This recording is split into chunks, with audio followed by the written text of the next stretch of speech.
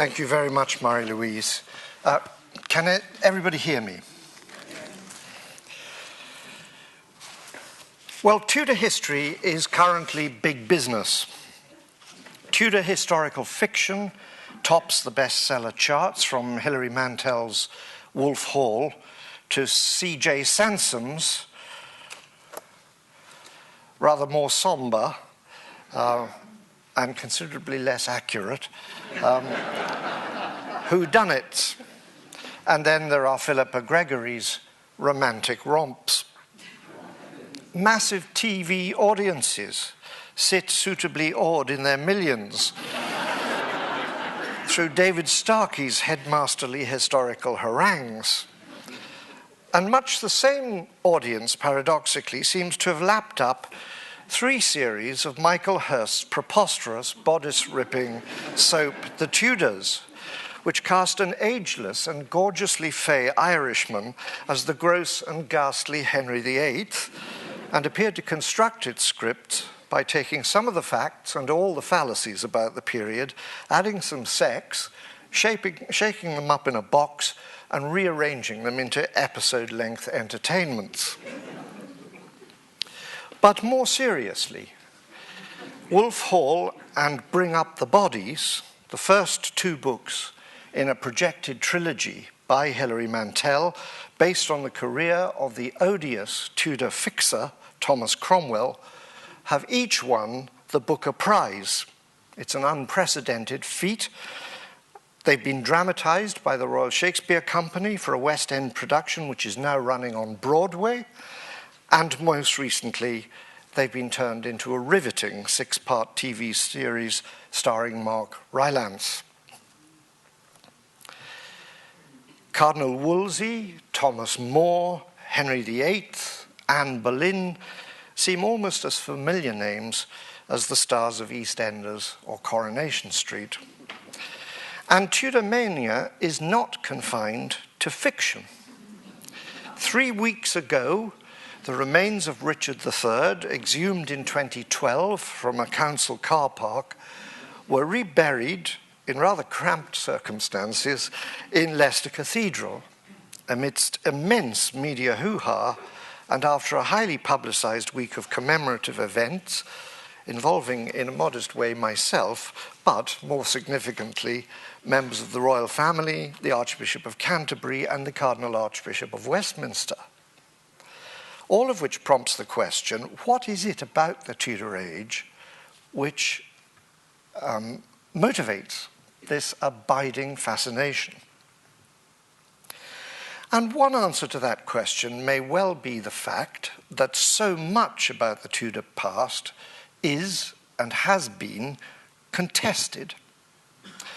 The discovery of the bones of Richard III was the outcome of the dedicated research, lobbying, and fundraising of 2 devout Ricardians, John Ashton Hill and Philippa Langley, people who've devoted much of their adult lives to proving that Richard was not the child-murdering usurper of tradition, but a great and good king, traduced and demonized by Thomas More in More's brilliant, unfinished Life of Richard, which was commissioned as propaganda for the new Tudor dynasty, and which 2 generations later was given unforgettable dramatic form as the ultimate pantomime villain in Shakespeare's wonderful play, I am determined to prove a villain and hate the idle pleasures of these days. Plots I have laid, inductions dangerous, for I am subtle, false, and treacherous, and so on. But now, of course, Thomas More himself is the victim of a major shift in reputation. Once upon a time, More was regarded as the wisest and best man of his age, the urbane and kindly humanist whose home in Chelsea was a sunny idyll of learning and civilized values. In his own time, his reputation for humanity and integrity, survived even his execution for high treason, survived even England's abandonment of the Catholic faith for which More laid down his life. 2 generations on, Shakespeare collaborated in a play, the play of Thomas More, dramatizing the London folklore about More. And that play, written in the England of Elizabeth, the daughter of Anne Boleyn, whose marriage to Henry More regarded as a charade, that play presents More to London audiences as the embodiment of good humour, decency, and justice. From the outset, he was the subject of a stream of admiring Tudor biographies, starting with the classic eyewitness account by his son-in-law, William Roper, the ultimate source of Robert Bolt's wonderful but profoundly misleading play, 1961 play, and subsequently a marvelous film, Man for All Seasons, with Paul Scofield in the central role. More and his whole household were drawn and painted by Holbein. This is the drawing Holbein carried out in preparation for the painting. The painting itself is lost, but there are many copies of it. This is one of them. And we know More better than any of his contemporaries. His wit, his legal reforms, his judicial integrity, his sardonic realism about the snake pit of Tudor politics. We have windows, almost literally in the case of the Holbein paintings, into that marvelous household at Chelsea, full of laughter and music and exotic pets. We know about his family life, unique in that age, where the girls were treated as the equal of the boys, where the girls shared More's literary work as well as his relaxation, and where they were taught Greek and Latin, in part by him, to a standard that would shame the average Cambridge Classics undergraduate. So the story of More's lonely imprisonment and death in the Tower was till very recently considered the Tudor equivalent of the imprisonment of modern heroes like Nelson Mandela or Dietrich Bonhoeffer, the suffering of the noblest man of his age. Deprived of books, of heating, of writing materials, More somehow managed to get hold of pen and paper, and he spent the last months of his life composing a deeply personal meditation on the fear and loneliness of Christ in the Garden of Gethsemane, an appropriate task for a man himself facing the prospect of a ghastly traitor's death. And famously, he never, despite all that, lost the sense of humor that had endeared him to the reading public of Europe. As he climbed the rickety scaffold to his death, he cracked his final joke, "I pray you, Master Lieutenant, see me safely up. As for my coming down, you may leave me to shift for myself." But recently, all that has changed. More's reputation as a kindly and loving paterfamilias, and above all as a just judge and a man of conscience, has fallen on hard times. For centuries, More was an icon of innocent suffering bravely borne for the sake of conscience. But recently he's been represented far less sympathetically, as a hypocrite, as a religious fanatic, as a savage persecutor and torturer, and instead, the political fixer who engineered his trial and execution has been presented as the better man. In the Frick collection in New York, 2 portraits, these are the portraits, though this is not the Frick collection, face each other across the same room. And they provide us with Holbein's eyewitness, unblinking analysis of the personalities of the 2 most famous laymen in Henry VIII's England. More, sensitive, self-questioning, far-sighted, and yes, saintly. Cromwell, the ultimate bureaucrat, cold, calculating, his expressionless pebble eyes watchful, his desk littered with paperwork.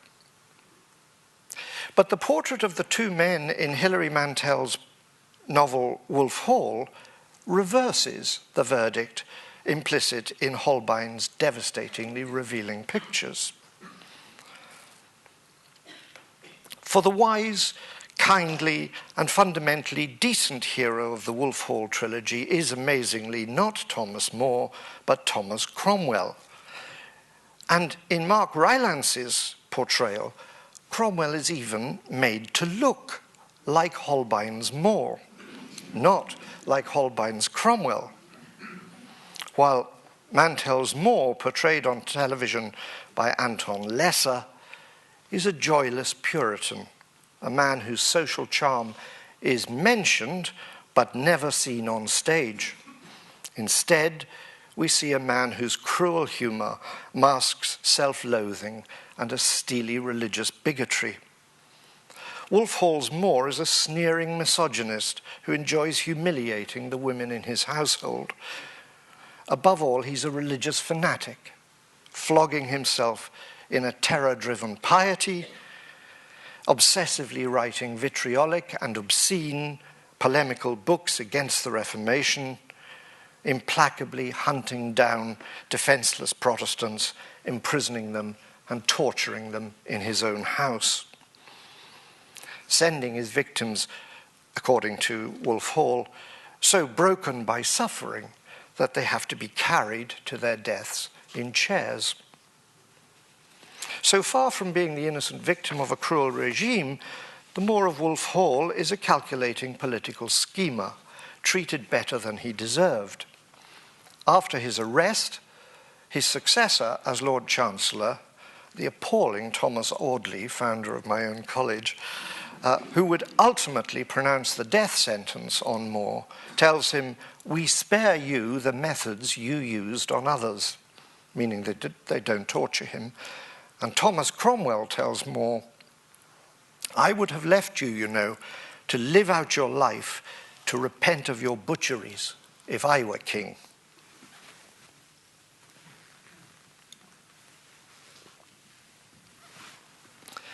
Now, one of Hilary Mantel's avowed motives in Wolf Hall was to correct the idealized portrait of More presented in Bolt's A Man for All Seasons.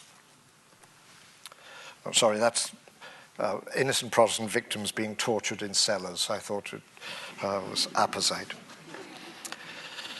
In that play, and especially in the movie, More features as a sort of 20th century liberal born before his time, dying in defense of the rights of the individual against a coercive society.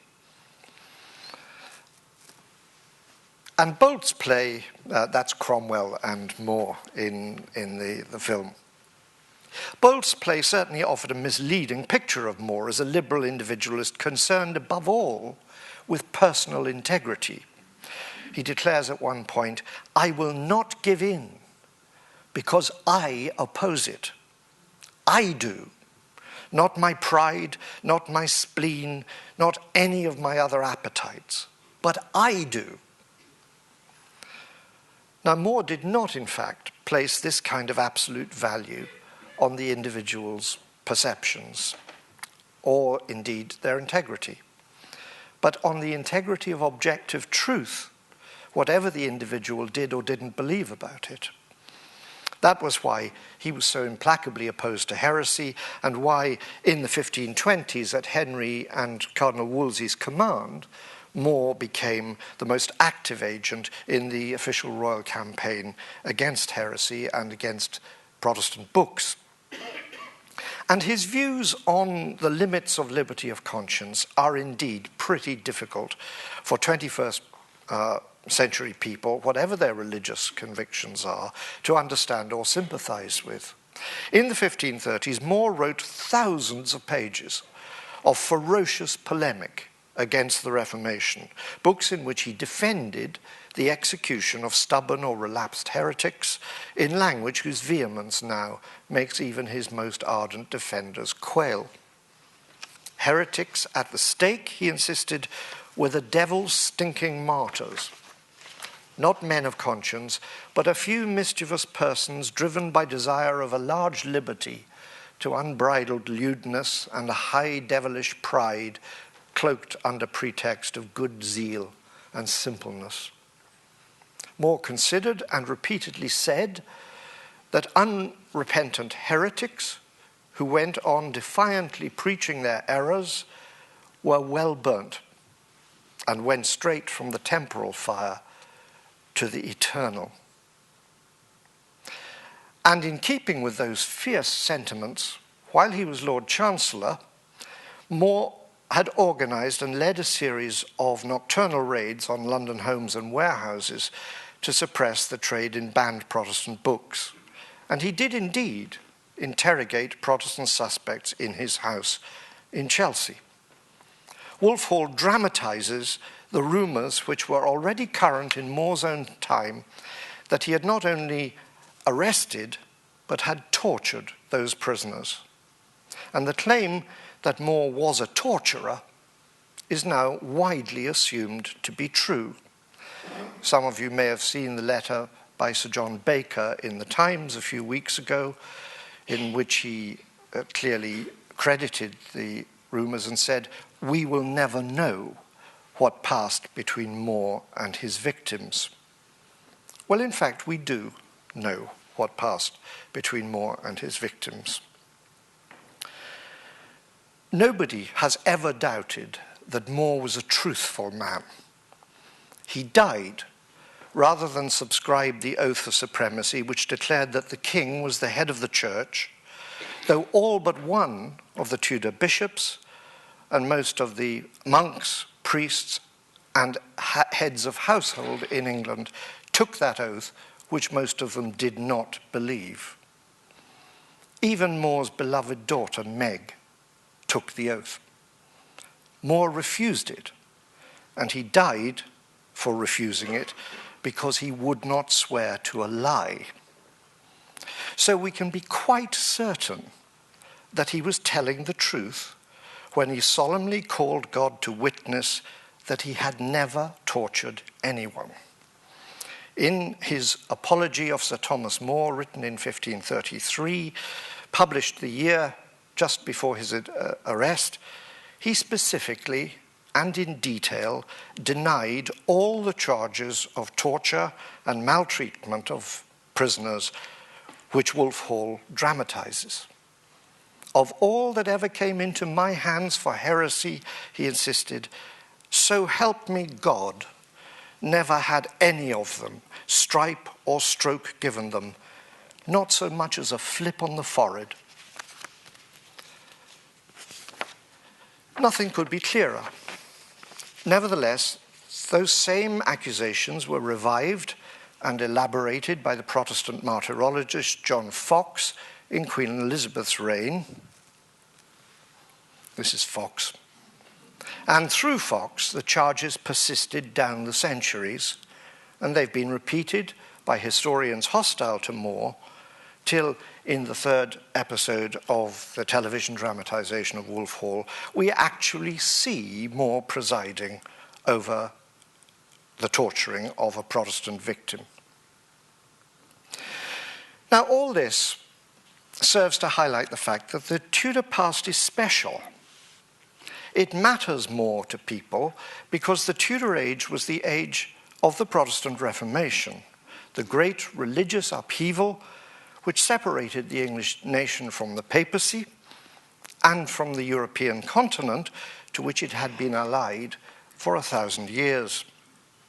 That momentous repudiation of the Catholic past would shape English politics for the next 3 centuries.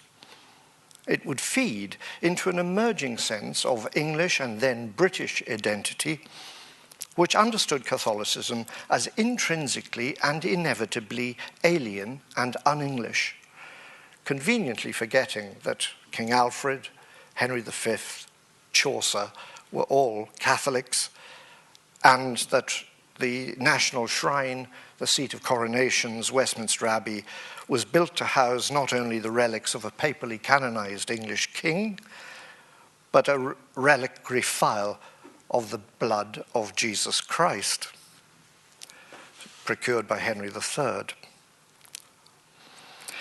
For the fact is that just as soon as the history of the Tudor Age began to be written, it was already being shaped by the struggle between Catholicism and Protestantism. Which version of fact and fiction was on offer was already influenced by the religious preconceptions of those who wrote about it.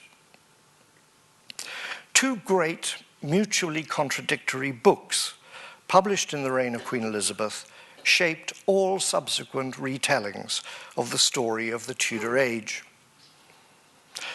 One of them, many and perhaps most of you will probably have heard of, John Foxe's Acts and Monuments, usually known as Foxe's Book of Martyrs.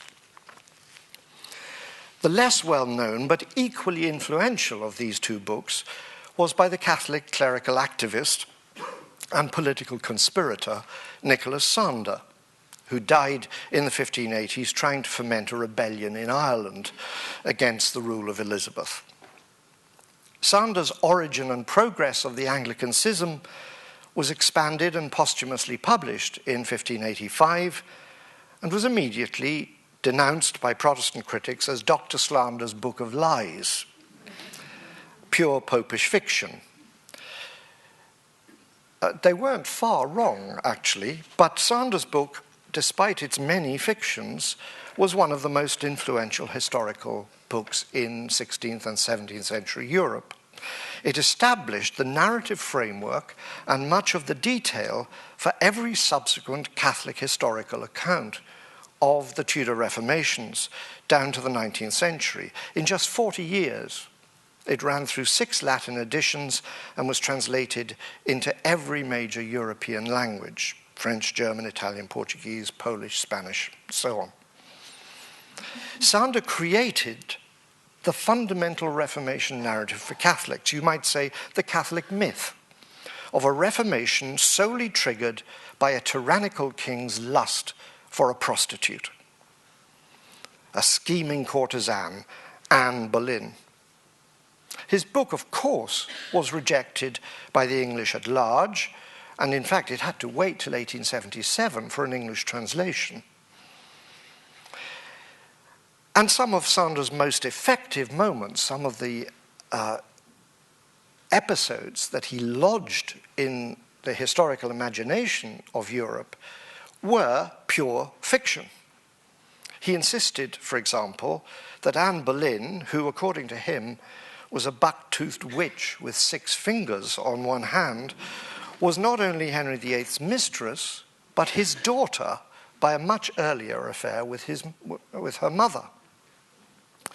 And Sander is the source for the delicious, but I'm sorry to say spurious claim that during Henry's reign, Archbishop Cranmer carried his secret German wife around with him inside a padded box.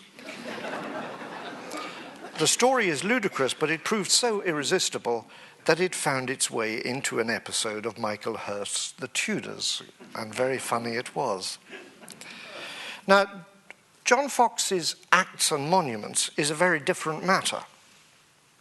Like Sander's Catholic narrative, Foxe's Protestant work was also a book dedicated to the creation of a myth, though, of course, for a different end, an opposite end. For Foxe, the story of the Reformation is that of a great and providential liberation, the restoration of true Christianity and the freeing of the English nation from the rule of the Roman Antichrist and of the clergy, a deliverance which was the sign of England's special destiny. And Thomas More features in Foxe's book, not as in all the other Tudor accounts of More, as saint and hero, but as sadist and villain. But Foxe's work, though just as mythopoeic, partisan, and vitriolic as Sander's Latin work, depended for its credibility, unlike Sander, on lavish documentation.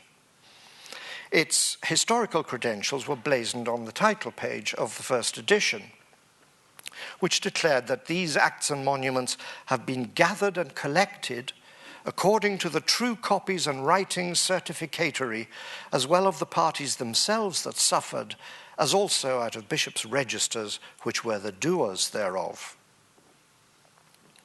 And in his Latin introduction to the educated reader, Fox contrasted the legends and fables of papistical martyrologies with his own book, which he claimed represented something entirely new in historical writing. It had been drawn and woven together from the archives and registers of the bishops themselves, as well as the letters of the martyrs.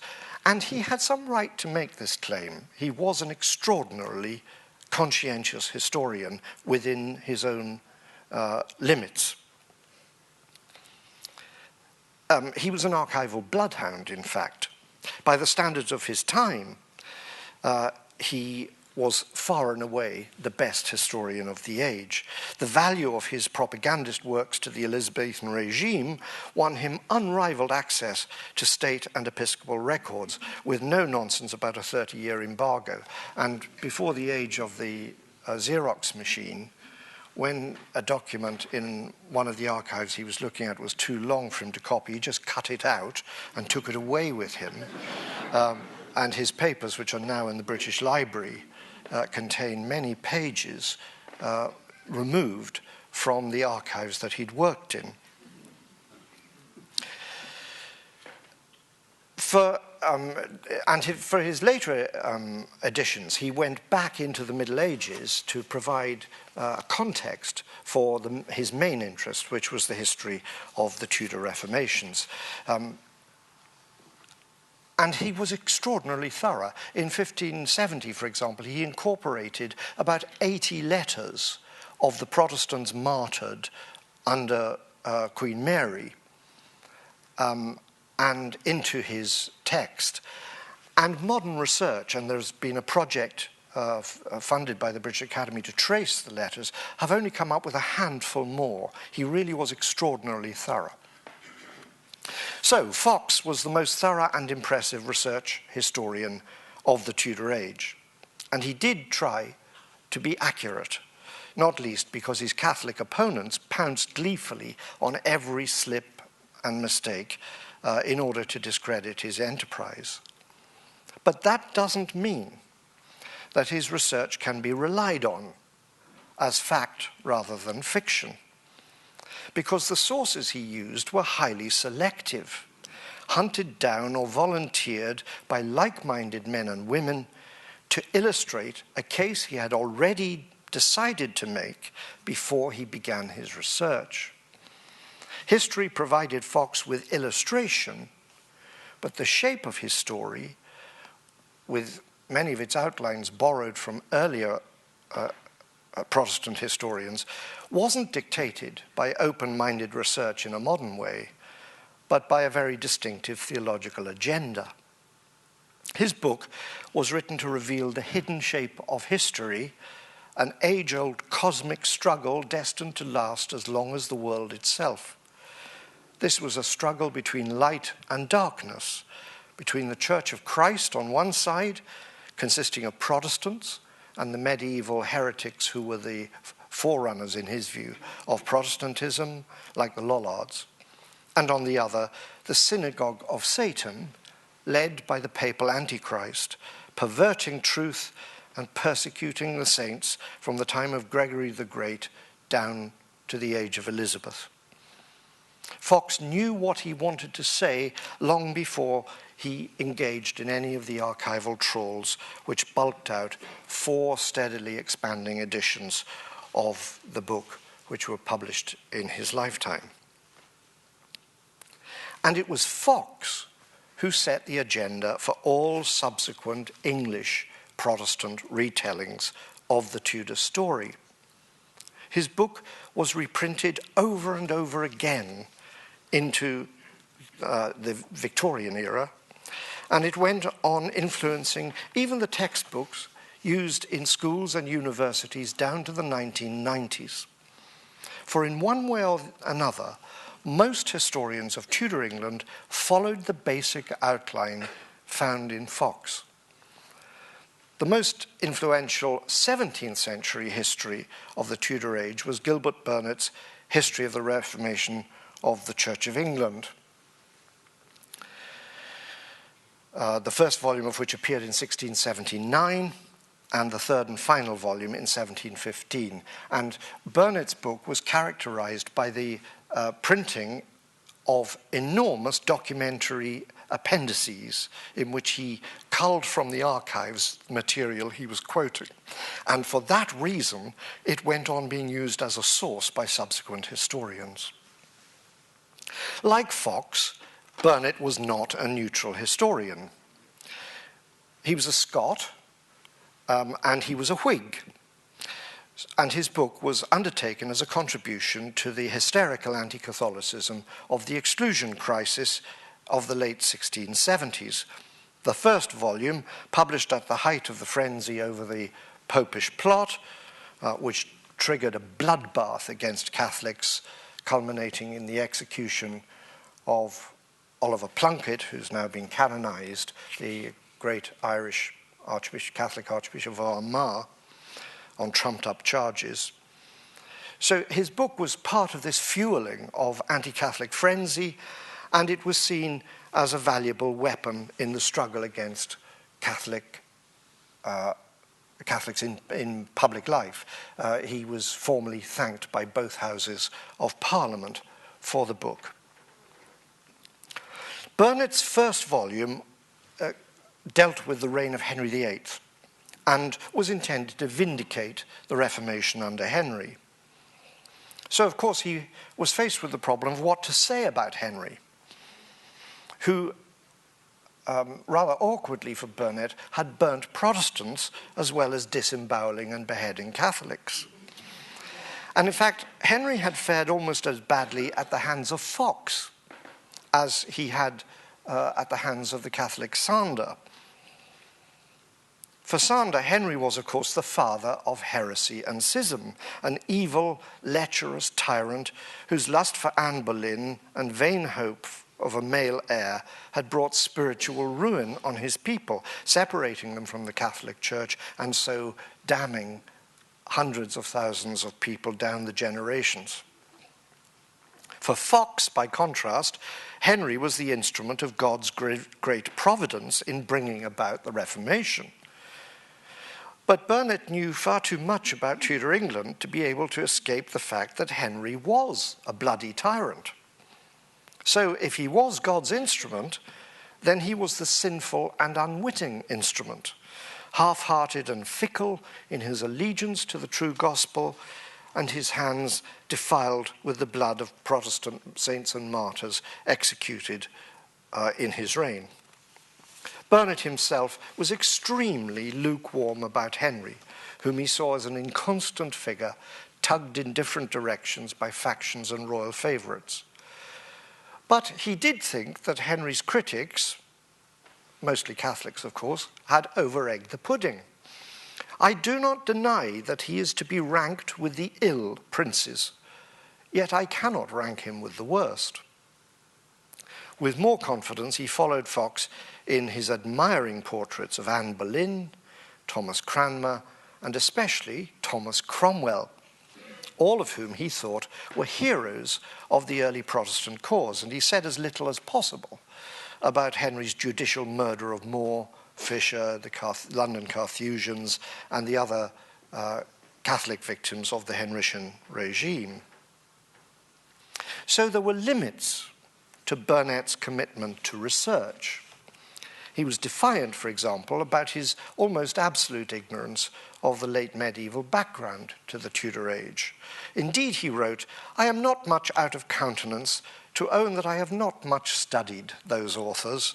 If anyone has more patience than I can think it worthwhile to search into all that rubbish, to dig in mines were not to me a more ingrateful employment. I am content to take these things at second hand." Now, as I've said, Burnett's book quickly established itself not only as the standard history of the English Reformation, but as the source from which later historians would write their own histories of the Reformation.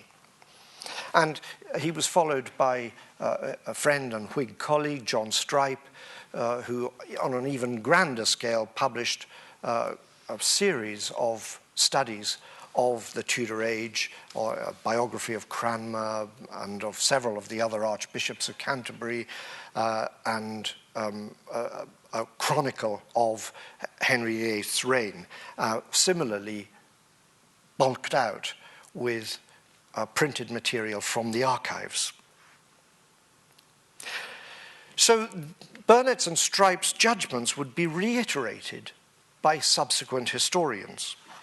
Their documentary appendices were quarried for source material at the service of a national myth in which England's Tudor religious revolution featured as the greatest episode, the culmination of an age-old struggle between a free people and an oppressive church, and in which the break with Rome was seen as the great Exodus moment, the liberation of the nation for a providential future as the pioneer of political and religious freedom in Europe. Now, the most effective 19th century challenge to that well-established myth came, as you might expect, from a Catholic historian, the priest, John Lingard, whose 12-volume History of England appeared between 1819 and 1830 and rapidly established itself in an astonishing way. It ran through 4 editions. It was a very expensive book, but it sold like hotcakes, and slimmed-down versions of it were used as school textbooks in Protestant schools as well as in Catholic schools. Written with dry clarity, Lingard's account of the Tudor Age set out to undermine the Protestant narrative by challenging the narrow range of sources on which that narrative was based. Lingard was the first historian to bring to bear on the traditional narrative of Tudor history material from European and Catholic archives which had never been used before.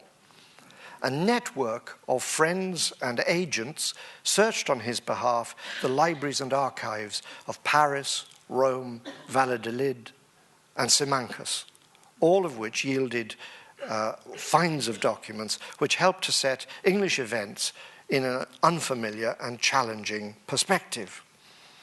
In fact, Lingard, in his footnotes, often suppressed the references to material in the Vatican archives because he was afraid that the mere fact that the documents were in the Vatican would cause English readers to disbelieve what they contained.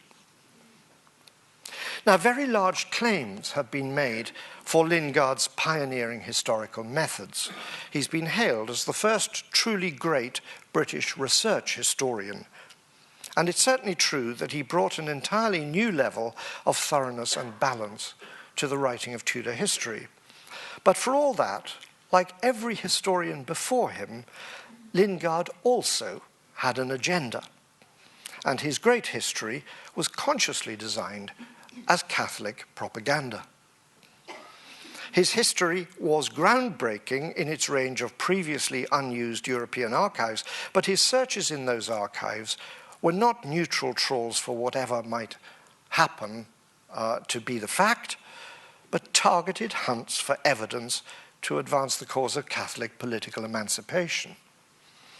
For example, he commissioned his friend Robert Gradwell, who was the rector of the English College in Rome, to search for all the English material he could find in the Vatican archives, but more specifically, to look for material that would promote the Catholic cause. As he wrote to Gradwell, "In a word, you shall see what I want, whatever may make the Catholic cause appear respectable in the eyes of the British public. I have the reputation of impartiality, and therefore it is in my power to do this." And Gradwell noted in his diary that Lingard wants proofs of Anne Boleyn's criminal conversation with Henry and that Rome inculcated loyalty to the English Catholics.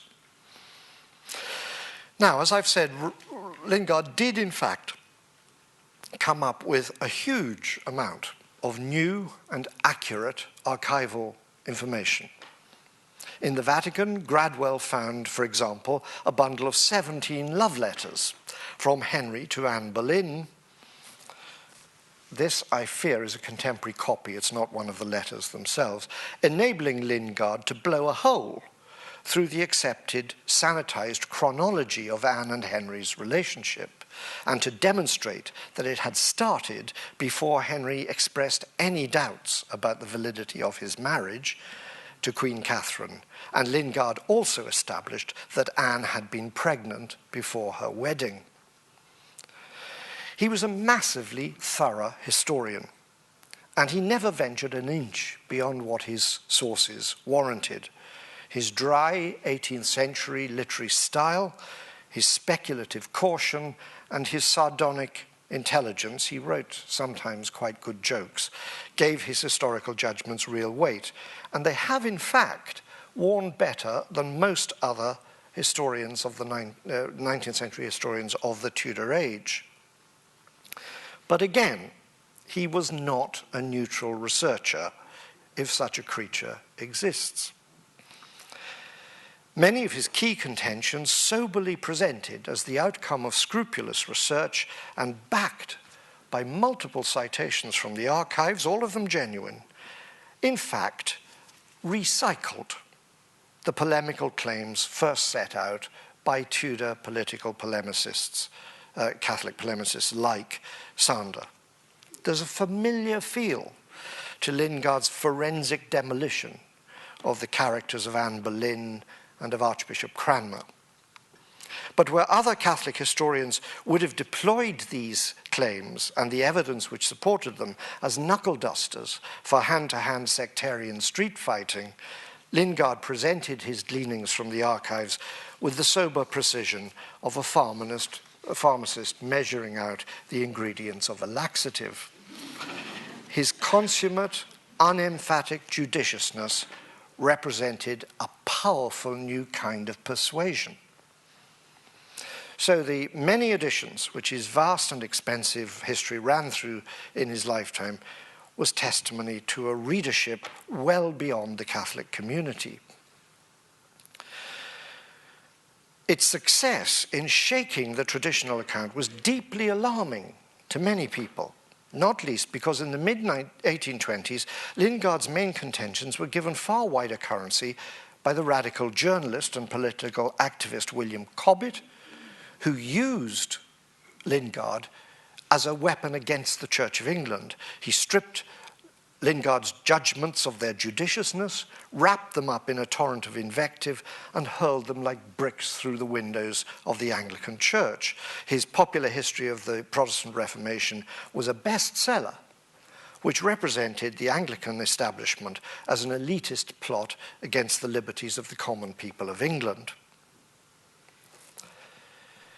But the greatest of all the many Victorian histories of Tudor England, and arguably the greatest history of Tudor England that has ever been written, was James Anthony Froude's great 12-volume masterpiece, in many ways designed as a riposte to Lingard. The ineffably awful Charles Kingsley, sadly also of my college, reviewing Froude's first volumes on Henry VIII, which didn't appear till 5 years after Lingard's death, expressed a widely felt unease about the influence of this Catholic priest's challenge to the traditional narrative of Tudor history. Lingard, this is from Kingsley's review, Lingard is known to have been a learned man and to have examined many manuscripts which few else had taken the trouble to look at. So his word is to be taken, no one thinking it worthwhile to ask whether he has either honestly read or honestly quoted the documents.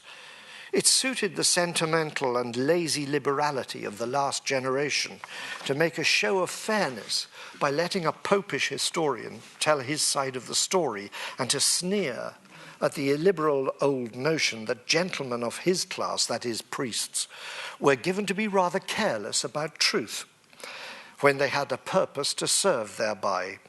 And Lingard is now actually recommended as a standard authority for the young by educated Protestants who seem utterly unable to see that whether the man be honest or not, his whole view of the course of British events since Becket first quarrelled with his king must be antipodal to their own.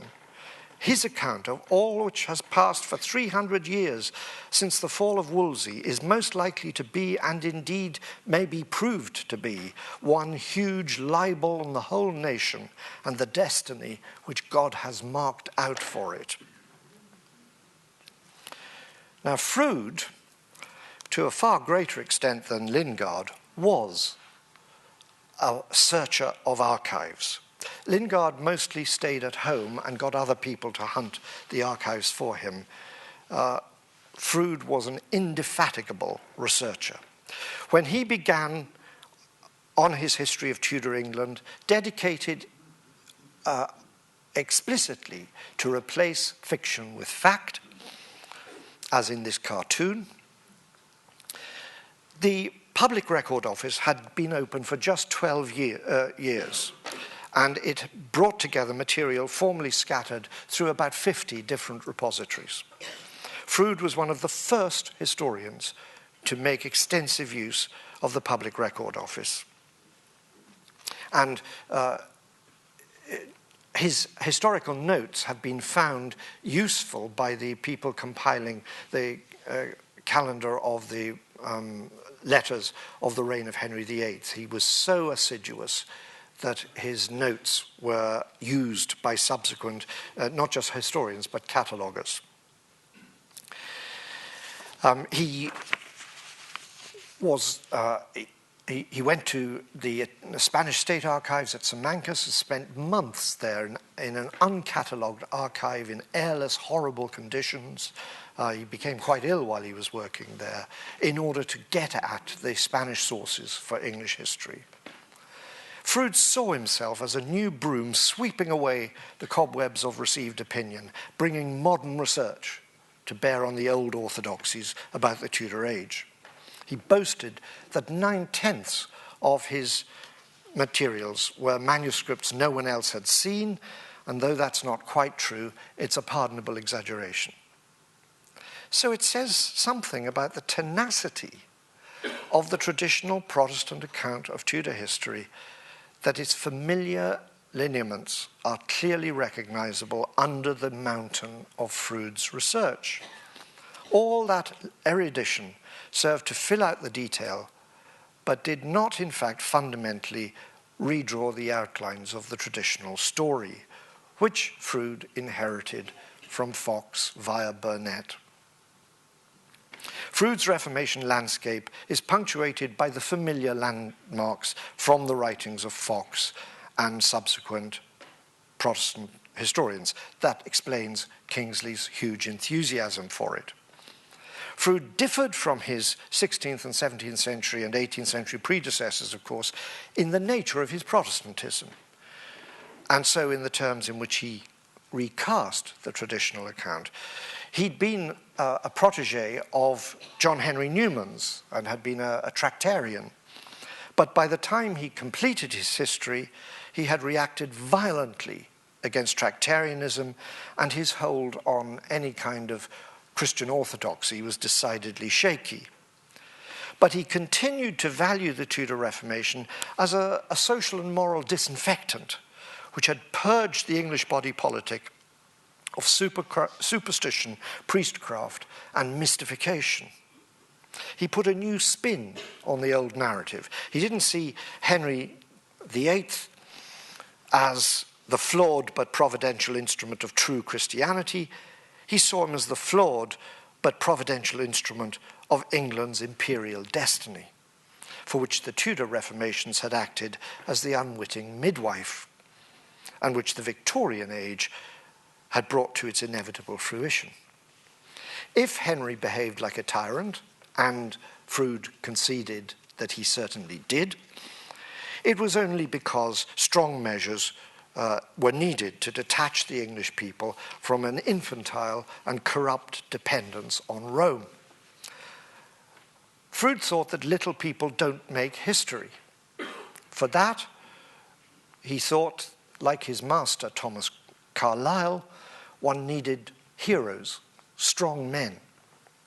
The Tudor Reformation was the grandest achievement of the English people, and it could never have been brought about, I'm quoting him now, constitutionally, according to modern methods.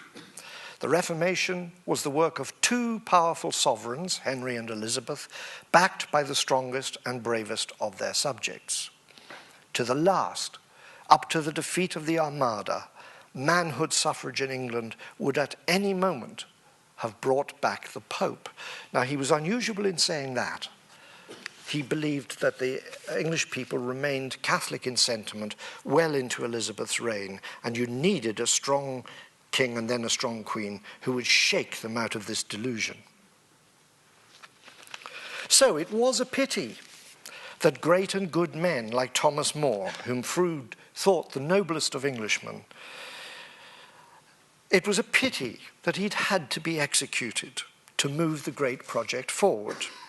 But sadly, More, like other Catholic resistors, was an obstacle to progress, and so Henry had done what he had to do. There are no omelettes without broken eggs. Froude's influence as a historian persisted into the late 20th century, and the essential myth of great King Harry and good Queen Bess went largely unchallenged. The Tudor Age had seen great glory, the defeat of the Spanish Armada under Elizabeth. That, of course, is the famous Armada portrait. And the dark side of Tudor history was its Catholic side. So the burning of nearly 300 Protestants by Mary would pass into the popular memory, helped by countless new editions with lurid illustrations of Fox, while Henry and Cromwell's savage treatment of Catholic dissidents, like the London Carthusians, or Elizabeth's savage gibbeting of more than 300 men in reprisal for the rising in the north of England in 1569, a rising in defense of the Mass, or her torture, strangling, and disemboweling of 200 Catholic priests, laymen, and women, were forgotten. This highly selective historical memory was not merely a matter, that's from the frescoes in the English College in Rome of some of the Tudor martyrdoms. It was not merely a matter of popular culture. With very little alteration, Froude's fundamental attitudes and conclusions went on being worked by academic historians. The belief that the Reformation was an inevitable and benign step towards progress, towards the emergence of a truly modern and civilized England, dominated, for example, the work of A.F. Pollard, who set the tone for the writing of Tudor history in the first half of the 20th century, and they reappeared in the hugely influential writings of the Reformation historian A.G. Dickens, and they were to be found even in the writings of our own late great Sir Geoffrey Elton, not, of course, a Protestant, a Jewish atheist, and the dominant Tudor historian of the late 20th century. It was Elton who fathered Wolf Hall by publishing an influential series of essays denigrating More, and by substituting Thomas Cromwell as the hero of the story of the Tudor Reformation. Now, I've argued in this lecture that Tudor history, from the first moment it began to be written, was a battleground for conflicting views, not only of what it was believed England once had been, but of the visions of what we would like British society to become. The accepted grand narrative, Good King Harry, Bloody Mary, Good Queen Bess, is the product not of neutral research in the archives, but of a great struggle, religious, cultural, ideological, for the soul of the nation, in which, inevitably, the victors got to write the history. Now, over the last 25 years or so, that narrative has been challenged, and seriously called into question. And as it happens, some, though by no means all of the historians instrumental for deconstructing it, have themselves been Catholics, myself included. But just as important in shifting the old certainties has been the blossoming of sophisticated research into local archives, and that research in the localities of Tudor England has demonstrated that the religious changes imposed on their subjects by Henry, Edward, and Elizabeth were often unwelcome and sometimes resisted. So the narrative of a liberation welcomed by the people, which Froude, to do him credit, had questioned, has been largely disproved. As England becomes more secular and religiously diverse, the public have less investment than they once did in the grand narrative as part of their inherited identity. And so the Tudor Reformations have begun to be assessed not only or not mainly as an inspired and inevitable advance towards modernity, but have been seen as well as a great social and cultural upheaval, a cultural revolution, which destroyed many of the noblest buildings, the greatest libraries, and almost all the pictorial and sculptural art of medieval England. The Tudor monarchy not only decapitated religious opponents, like Moore and Fisher, but beheaded, battered, and defaced the entire corpus of English medieval painting, illumination, and sculpture. In England, this of course is the Lady Chapel in Ely. In England, unlike Lutheran Germany, the Taliban-like zeal of England's reformers decreed that men with hammers and hatchets would shatter and pulverize every trace of 1,000 years of Christian culture. There's no sign at all that these debates, which I've been describing, are finished. Our fascination with the Tudor Age seems likely to carry on indefinitely. And I have no doubt that in 50 years' time, historians will still be debating just what is fact and what is fiction in the Tudor past. I have no doubt either that the giant personalities and dramatic upheavals of that age will continue to provide grist to the mill of novelists, film producers, and TV dramatists. And I fear that fiction, TV, and film will in the end do more to shape popular perceptions of the Tudor century than all the footnoted research of all the academics. Whether your cup of tea is the sophisticated, historically informed fictions of Hilary Mantel or the pantomime slapstick of Carry On Henry, I suspect there will be more fiction than fact in the way people perceive the age of the Tudors. Thank you.